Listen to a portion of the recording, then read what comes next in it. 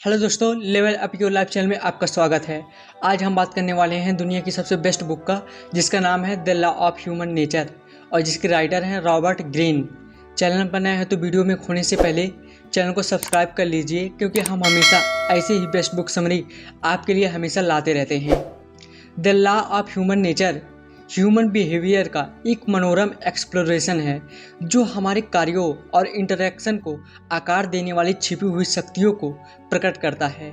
यह किताब स्वयं को और दूसरों को समझने के लिए एक ज्ञानवर्धक मार्गदर्शिका है। परिचय: इस किताब में आप 18 जीवन को बदलने वाले नियमों को जानेंगे जो मानव प्रकृति को समझने में आपकी मदद करेंगे कि लोग जैसा करते हैं वैसा क्यों करते हैं और कैसे सतर्क रहते हैं। इससे हमें यह भी पता चलेगा कि कैसा बर्ताव किया जाए और क्या कदम उठाए जाए। दूसरे शब्दों में, हम इसे बहुत ही प्रेरणादायक और आनंद से भरा पाएंगे। नंबर 1, तर्कहीनता का नियम। पहला कानून फैसला लेने के हमारे भावनात्मक लगाव को बताता है। दुनिया को तर्क की लेंस से देखने के बदले हमारा ध्यान खींचने वाली परेशानी की बेचैनी दिखाने के लिए हम भावनाओं की तरफ झुकते हैं। दुर्भाग्य से यह ऐसी चीज़ है जो विरासत में नहीं मिलती है। मानसिकता को ही ऐसे बनाया जा सकता है जिससे सबसे ज़्यादा असर पाया जा सके। आप इस बात से अनजान हैं कि आपकी भावनाएं आप पर कितनी गहराई से हावी होती हैं।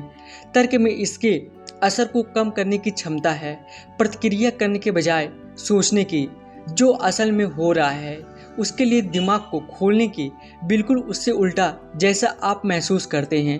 ये सहज रूप में नेचुरली नहीं आता है। यह वो शक्ति है जो हमें बढ़ानी पड़ती है। तर्क के रास्ते पर चलना शुरू करने के लिए 3 कदम हैं। चरण 1, पूर्वाग्रहों को पहचानें। कुछ ऐसी चीज़ें हैं जिनका आपको पता होना चाहिए।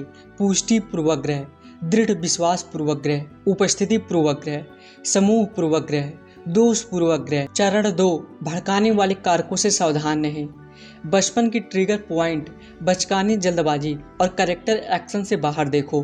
अचानक आने वाले फायदे और नुकसान, निराशावाद या आशावाद के साथ इनका मुकाबला करें। हम लक के रोल को कम आंकते हैं। बढ़ता हुआ दबाव, लोग दबाव में आकर अलग तरह से काम करते हैं।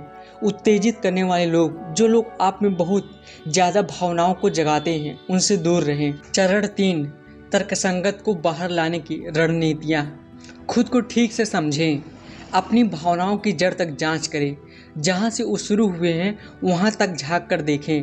अपना प्रतिक्रिया समय बढ़ाएं। खुद को पीछे हटने के लिए तैयार करें। लोगों को वैसे समझें जैसे वो हैं। भावनात्मक बिंदु से बचें। सोच और भावनाओं का संतुलन बनाएं। संदेह और जिज्ञासा के बीच संतुलन बनाएं। तर्क से प्यार करें। नंबर 2, अहंकार का नियम। ये तो मानना पड़ेगा कि हम सब आत्ममुग्ध हैं। कम से कम कुछ हद तक अपना प्लान बताते हुए लोगों की रुकावट को कम करने के लिए आप खुद की तारीफ करने की कोशिश करते हैं। ऐसे लोगों पर भी ध्यान रखें जो पहले हमला बोल देते हैं और आपको अपने नाटक में खींचते हैं। ऐसे लोगों के छुपे हुए इरादों से सावधान रहें। आत्ममुग्ध हमें अपने खुद के स्वभाव के लिए सच्चा होना चाहिए और उसे नकारना नहीं चाहिए। हम सब आत्ममुग्ध हैं। हमें अपनी सहानुभूति खुद बनानी पड़ेगी और उसके लिए हमें 4 स्किल को डेवलप करने होंगे। नंबर 1, सहानुभूतिपूर्ण। आप शुरुआत कर सकते हैं ये सोचकर कि आप कुछ नहीं जानते हैं। दूसरे लोगों के नज़रिए को जानने के लिए उत्सुक रहना सीखें। नंबर 2, अंतरंग सहानुभूति। मूड्स पर ध्यान दें जो बॉडी लैंग्वेज और आवाज़ के टोन से चलते हैं। लोगों की तरह बर्ताव करने से भी सहानुभूति मिल सकती है। जिन लोगों को आप समझना चाह रहे हैं उनके शुरुआती दिनों के बारे में जानकारी जमा करें और उनके माँ बाप और भाई बहन से रिश्तों के बारे में जानें। नंबर 4, सहानुभूति कौशल। इस कौशल के लिए एक बात याद रखनी है, जितनी तेजी से आप लोगों से मिलेंगे उतने ही बेहतर आप होंगे। नंबर 3, भूमिका निभाने का नियम। आपको यह बताने के लिए किसी की भी ज़रूरत नहीं है कि लोग हर अवसर पर अलग नकाब पहनते हैं। हालांकि वो अक्सर अपने असली इरादों को अपने चेहरे की अभिव्यक्ति, शरीर मुद्रा, घबराहट, इशारों जैसी चीज़ों से दिखाते हैं। इन असुरक्षा का पता लगाने के लिए आपको उनसे एक कदम आगे रहना पड़ेगा। छाप प्रबंधन की कला। आत्मविश्वास बढ़ाएं, मुस्कुराएं और जिन लोगों से आप मिलते हैं उनकी तरह बने। सीखें कि खुद को सही इमोशनल मूड में कैसे डालना है। खुद को लोगों के स्टाइल और टेस्ट के मुताबिक ढालें। अपनी फर्स्ट अपीयरेंस पर ज़्यादा ध्यान दें। अपने दिखावे का पता ना चलने दें। नंबर 4, बाध्यकारी व्यवहार का नियम। असल में लोगों के किरदार को समझना मुश्किल है। इसको अगर सही से समझेंगे तो लोग अपनी पूरी ज़िंदगी एक ही राग अलापते रहेंगे। आपको इसे अपने दिमाग में सहन करना पड़ेगा और ऐसे लोगों से लगाव बढ़ाना पड़ेगा जो ताकत और साहस दिखाते हैं। अपने नेगेटिव पैटर्न से सावधान रहने से आप बुरे लोगों से दूर रहेंगे। अगर आप इसका पालन करेंगे तो ये नियम आपको बेहतर बनाएगा।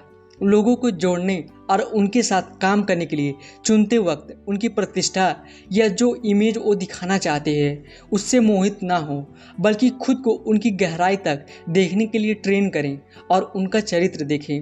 उनकी मुसीबत से निपटने, लोगों के साथ काम करने, उनके धैर्य और सीखने की क्षमता को समझें। मजबूत चरित्र का एक आदमी सोने की तरह है, दुर्लभ पर अमूल्य। वो खुद को अनुकूल बनाते हैं, सीखते हैं। नंबर 4, बाध्यकारी व्यवहार का नियम। असल में लोगों के किरदार को समझना मुश्किल है। इसको अगर सही से समझेंगे तो लोग अपनी पूरी ज़िंदगी एक ही राग अलापते रहेंगे। आपको इसे अपने दिमाग में सहन करना पड़ेगा और ऐसे लोगों से लगाव बढ़ाना पड़ेगा जो ताकत और साहस दिखाते हैं। अपने नेगेटिव पैटर्न से सावधान रहने से आप बुरे लोगों से दूर रहेंगे। अगर आप इसका पालन करेंगे तो ये नियम आपको बेहतर बनाएगा। लोगों को जोड़ने और उनके साथ काम करने के लिए चुनते वक्त उनकी प्रतिष्ठा या जो इमेज वो दिखाना चाहते हैं उससे मोहित ना हो, बल्कि खुद को उनकी गहराई तक देखने के लिए ट्रेन करें और उनका चरित्र देखें। उनकी मुसीबत से निपटने, लोगों के साथ काम करने, उनके धैर्य और सीखने की क्षमता को समझें। मजबूत चरित्र का एक आदमी सोने की तरह है, दुर्लभ पर अमूल्य। वो खुद को अनुकूल बनाते हैं, सीखते हैं और खुद को बेहतर बनाते हैं। नंबर 6, अदूरदर्शिता का नियम। कुछ लोगों के लिए लॉन्ग टर्म बनाए रखना बहुत ज़्यादा हो जाता है। वो हाल ही की प्रवृत्तियों, राय से आकर्षित होते हैं। ये लोग जो अपने नाक के आगे नहीं देख पाते हैं अक्सर अदूरदर्शिता वर्ग में आते हैं। ऐसे लोगों से दूर रहें और ऐसे लोगों के साथ रहें जिनके लक्ष्य दीर्घकालिक हो। ये आपके स्वभाव में है कि आप सबसे ज़्यादा अपने वर्तमान में सुनी और देखी हुई चीज़ों से प्रभावित होते हैं। लेटेस्ट खबरों, आसपास के लोग की राय और कार्यों से जो सबसे ज़्यादा नाटकीय होते हैं। लोगों को उनके नज़रिए से परखना सीखें। ऐसे लोगों से बचें जो अपने कार्य के परिणाम ना देख सके। वो आपको इस ऊर्जा से प्रभावित कर देंगे। अपने दीर्घकालिक लक्ष्यों से कभी नज़र ना हटाएं। एक अच्छे नज़रिए से आप में हर उद्देश्य तक पहुंचने का धैर्य और स्पष्टता होगी। नंबर 7, रक्षात्मकता का नियम। ये कहने की ज़रूरत नहीं है कि वक्त के साथ लोग डिफेंसिव हो गए हैं और जब कोई बदलाव की बात करता है तो वो भड़क जाते हैं। अगर आप उनकी रुकावट को कम करना चाहते हैं तो आपको उन्हें उनके नज़रियों को बदलने के लिए उकसाना होगा, बिना उनको नाराज़ किए। अगर आपको तेज़ी से अपने लक्ष्यों को पाना है तो आपको रचनात्मक बनना होगा। अपने अच्छे इरादों को समझाएं और उन्हें महसूस कराएं कि वो अपने राय और पैटर्न के काबू में हैं। जिंदगी मुश्किल और लोग प्रतिस्पर्धी हैं। हमें अपनी रुचियों का ध्यान रखना चाहिए। हम यह भी महसूस करना चाहते हैं कि हम आज़ाद हैं और अपना काम खुद करते हैं। इसलिए जब लोग हमें बदलना चाहते हैं तो हम डिफेंसिव और प्रतिरोधी हो जाते हैं। इसलिए लोगों को उनकी डिफेंसिव पोजीशन से हटाने के लिए आपको यह दिखाना होगा कि वो जो कर रहे हैं अपनी मर्जी से कर रहे हैं। लोगों पर उनकी मान्यताओं के लिए कभी हमला ना बोलें और उनकी समझदारी और अच्छाई के लिए उन्हें असुरक्षित महसूस ना कराएं। अपने जिद्दी स्वभाव को काबू करना सीखें और अपने दिमाग को डिफेंसिव और क्लोज्ड पोजीशन से आज़ाद करना होगा ताकि आपकी रचनात्मक शक्ति जागरूक हो सके। नंबर 8, आत्म तोड़फोड़ का नियम। जैसा आप महसूस करते हैं वैसा ही दिखाते हैं। खुद को पूरी तरह नकारात्मकता और डर तक सीमित करके जिन भी लोगों के साथ आप कुछ भी शेयर करते हैं वो आपकी आदत को भांप लेंगे। ऐसा एटीट्यूड आपकी सफलता के मौक़ों को कम करेगा। सुनने में थोड़ा घिसा पीटा लगेगा पर सकारात्मक एटीट्यूड ही आपके और सफलता के बीच खड़ा है। ऐसे मानसिकता को बढ़ाना ही आपको हर चीज़ में श्रेष्ठ पाने में मदद कर सकता है और वहाँ भी आप अवसर ढूंढ सकते हैं जहाँ लोगों को जाल दिखता है। हम सबका दुनिया को देखने, चीज़ों को समझने और आसपास के लोगों के कार्य को समझने का एक अलग नज़रिया है। ये हमारा एटीट्यूड है और इसी की वजह से हमारी ज़िंदगी में हमारे साथ सब कुछ होता रहता है। अगर हमारा एटीट्यूड डरने वाला है तो हम हर चीज़ में नकारात्मकता ही देखते हैं। हम खुद को मौके लेने से रोकते हैं। हम गलतियों के लिए दूसरे को जिम्मेदार बताते हैं और उनसे सीखते नहीं हैं। हम अपना करियर और रिश्ते खराब कर देते हैं अनजाने में ऐसे हालात बनकर जिससे हम सबसे ज़्यादा डरते हैं। हालांकि इंसान का स्वभाव लचीला है। अपने एटीट्यूड को थोड़ा और सकारात्मक, खुला और लोगों को झेलने वाला बनाकर हम अलग ही दुनिया में पहुंच सकते हैं। हम नए अवसर बना सकते हैं और लोगों को अपनी तरफ आकर्षित कर सकते हैं। नंबर 9, दमन का नियम। लोग वैसे नहीं हैं जैसा वे दिखाते हैं। अपने दिल के अंधेरे को छुपाने की कोशिश करना उनके स्वभाव में है। कुल मिलाकर अज्ञानता को समझने से पहले किसी को भी पहले अपनी डार्क साइड को देख लेना चाहिए। अपनी इस पेचीदा को समझ लेने से आप एक पॉइंट पर पहुंचते हैं जहां आप एक ऑब्जर्वर बन सकते हैं। इस कार्य को लोगों को आप तक लाने में बहुत बड़ा रोल है। ये डार्क साइड आपके बर्ताव में झलकती है और आपको नुकसान पहुंचाती है। परछाई के इशारों को समझना सीखें इससे पहले कि वो जहरीले बन जाए। डार्क साइड को अपनी व्यक्तित्व मिलाकर आप पूरे इंसान बनेंगे। नंबर 10, श्रेया का नियम। आज का समाज पद और उपलब्धि के लिए संघर्ष करने का साथ देता है, हालांकि ये जिद्दीपन को बढ़ाता है जो जलन का कारण बन सकता है। कुछ लोग सिर्फ दूसरे की सफलता की नकल करने की उम्मीद करते हैं, पर सब नहीं। खुद को दूसरे से तुलना सिर्फ आपकी वैल्यू को कम करती है और समाज में आपकी पद को खतरे में डालती है। हम इंसान दूसरे से खुद की तुलना जरूर करते हैं। हम लगातार लोगों के स्टेटस को नापते हैं, जितनी इज्जत और ध्यान उनको मिलता है, और ये नोटिस करते हैं कि हमारे पास जो है और उनके पास जो है उसमें क्या फ़र्क है।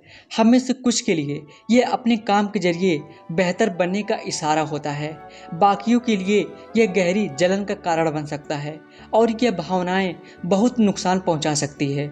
खुद से ध्यान हटाकर जलन को ख़त्म करना सीखें, अपनी वर्थ को बढ़ाएं, ना कि तुलना करें। नंबर 11, भव्यता का नियम।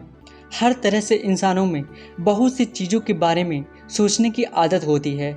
इसमें हमारी सफलता का लालच भी आता है जो ऊंचे सामाजिक स्टेटस से जुड़ा हुआ है।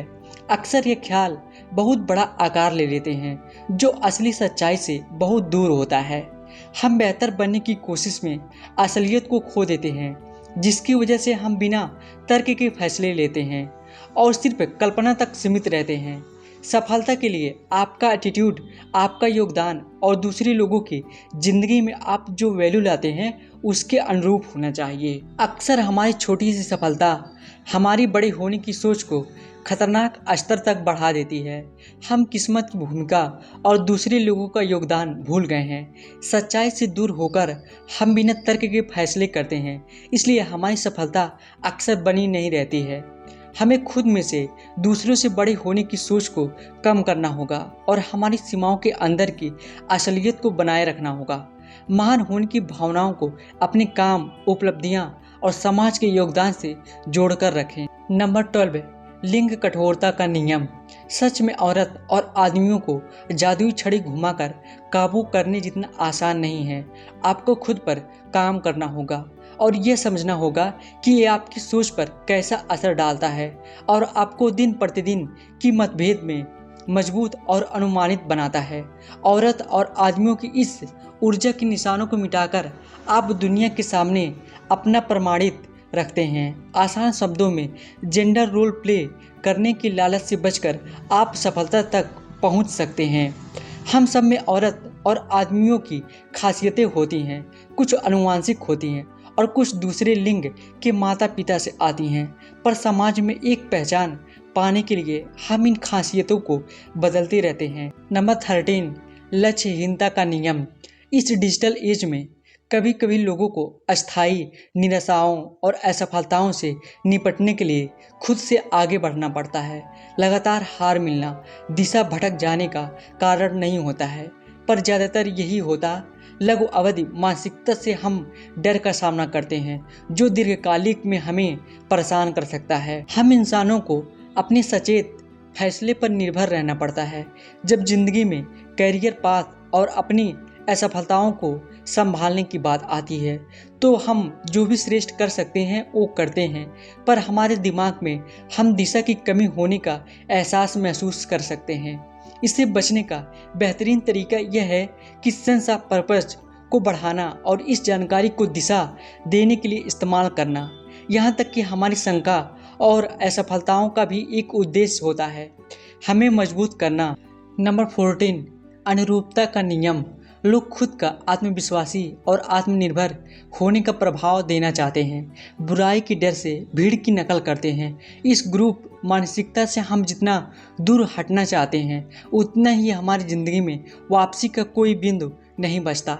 ऐसा करने में हम अपनी विशिष्टता खो देते हैं और बुरा महसूस करने लग जाते हैं। हमारे चरित्र की एक साइड होती है जिससे हम अनजान होते हैं, वो इंसान जो हम लोगों के ग्रुप्स के बीच बन जाते हैं। इस ग्रुप सेटिंग में हम अनजाने में लोग जो भी करते हैं या कहते हैं उसकी नकल करने लगते हैं। हम अलग सोचते और अलग भावनाओं को महसूस करते हैं। हम ज़्यादा जोखिम लेते हैं क्योंकि सभी ऐसा कर रहे हैं। हमारी सामाजिक शख्सियत हम हैं जो उसे हावी करती है।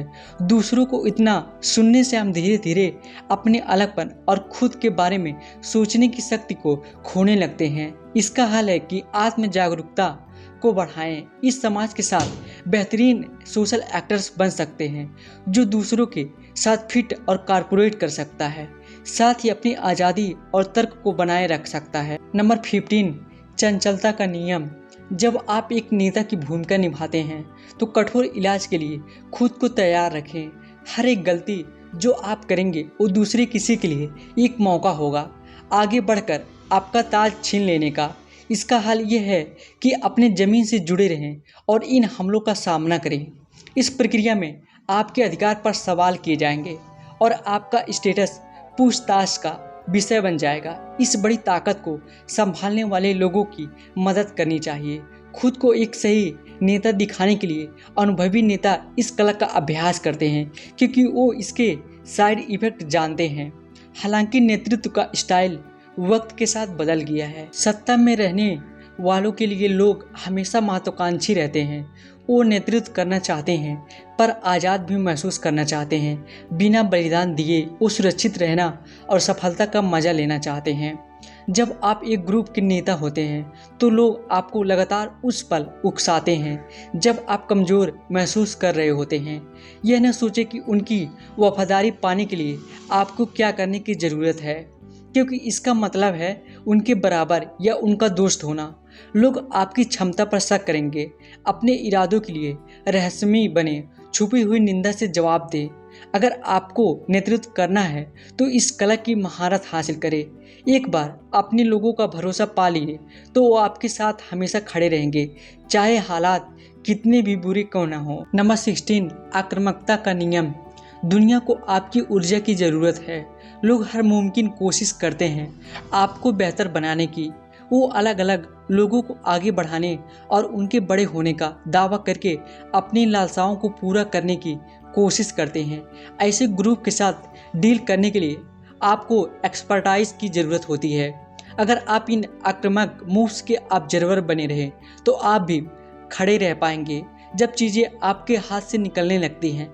आक्रामक ऊर्जा बुरी नहीं है अगर आप इसे काबू कर सकते हैं तो अस्थायी असफलताओं के बावजूद ये आपको बांधे और दृढ़ निश्चयी रखती है।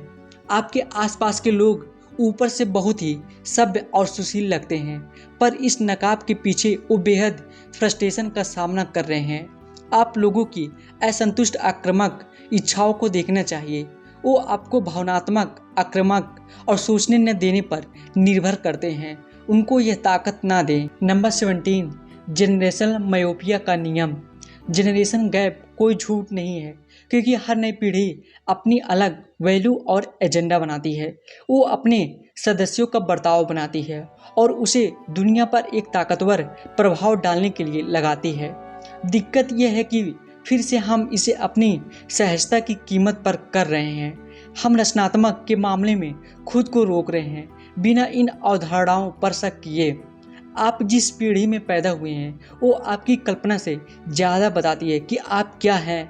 आपकी पीढ़ी खुद को पिछली पीढ़ी से अलग करना चाहती है और दुनिया के लिए एक नई धुन बनाना चाहती है। आपका काम ये है कि आपको समझना है कि आप दुनिया में कैसे देखते हैं और आप कौन हैं। नंबर 18, डेथ डेनियल का नियम।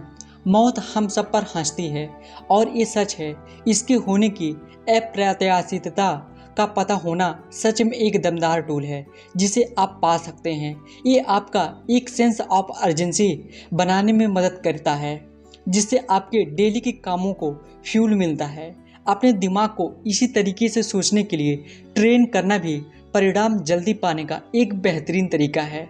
हम में से ज़्यादातर लोग मौत के ख्याल को अनदेखा करके ज़िंदगी जीते हैं, बल्कि इसका ख्याल हमेशा हमारे दिमाग में होना चाहिए। जिंदगी की कमी का एहसास हमें हमारी सेंस ऑफ पर्पज से भर देता है और लक्ष्यों की अर्जेंसी का एहसास कराता है। इससे हमें सेंस ऑफ प्रोपोर्शन भी मिलता है कि इस छोटी ज़िंदगी में क्या असल में मायने रखता है। बहुत से लोग लगातार खुद को दूसरे से अलग करने की कोशिश करते हैं, जबकि हम सबको एक जैसा समझकर देखना चाहिए। कैसे इस हम सबको बराबर करके जोड़ती है। निष्कर्ष, छोटी सोच से लड़ें। जब कोई चीज़ गहराई तक आपके दिल में बसी हो तो अपनी मानसिकता शिफ्ट करना आसान नहीं होता है। जो लोगों ने आपको सिखाया है उसके बावजूद धक्का देने और प्रभावित करने वालों को उंगलियों पर गिना जा सकता है। आपको अपनी राय रखने से पहले दूसरे की राय की इज्जत करनी चाहिए। ऐसा ना दिखाएं कि आप सब जानते हैं। हालांकि हम खुद को बेकार की टिप्स मानने से रोकते हैं, पर ये पूरी तरह से मेरिट पर आधारित है। आप अपनी बियरिंग को जाने बिना अपनी मंजिल तक कैसे पहुंच सकते हैं। ये एक सीधी सी प्रक्रिया है जो आपको विश्वास के साथ आगे बढ़ने और अनुमानित खतरों का सामना करने के लिए प्रेरित करता है। तो दोस्तों, उम्मीद करता हूँ इस बुक समरी से आपको जरूर कुछ न कुछ सीखने को मिला होगा। और ये बुक समरी आपको कैसी लगी हमें कमेंट में लिख के बता सकते हैं। उसके बाद मिलते हैं नेक्स्ट वीडियो में एक और बेस्ट बुक समरी के साथ। Thank you so much.